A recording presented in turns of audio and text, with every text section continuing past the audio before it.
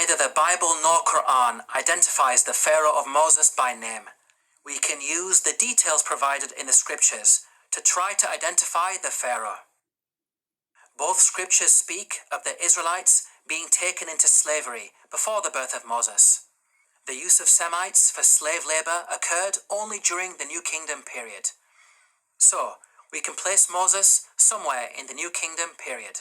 This gives us a list of 33 possible pharaohs. Both scriptures also speak of an exodus of the Israelites out of Egypt. The Merneptah stele is an important artifact that contains the first explicit reference to Israel in the archaeological record. It is dated to around 1208 BCE.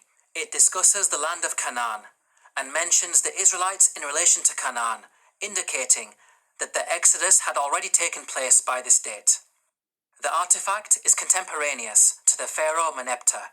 This means that the Exodus had to take place before Merneptah, since Merneptah was alive and in power after the Exodus and not drowned in the sea. This establishes an upper boundary in the timeline of the pharaohs. From the point of view of both the Bible and Quran, we are now left with 18 pharaohs as candidates who may have ruled during the time of Moses. Let's now delve deeper into the biblical narrative. The Bible claims that there were 2 different pharaohs who were in power. The first died while Moses was in hiding in Midian. When Pharaoh heard of this, he tried to kill Moses, but Moses fled from Pharaoh and went to live in Midian. During that long period, the king of Egypt died.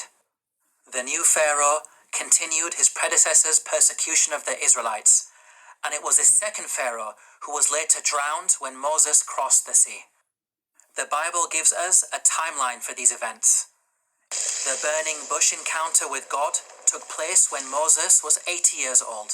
So from his birth to the Exodus, there was a span of at least 80 years, during which 2 pharaohs ruled Egypt. Now, there is a big problem if we compare this biblical narrative to the timeline of the pharaohs. We've seen that the Bible claims exactly 2 pharaohs ruled during the 80-year period from the birth of Moses to the Exodus. If we consider the number of years that each of the pharaohs ruled, we can see that there is no 80-year period during which only 2 pharaohs ruled. Any given 80-year period will give you at least 3 pharaohs in power. We can see that the biblical narrative contradicts the historical evidence.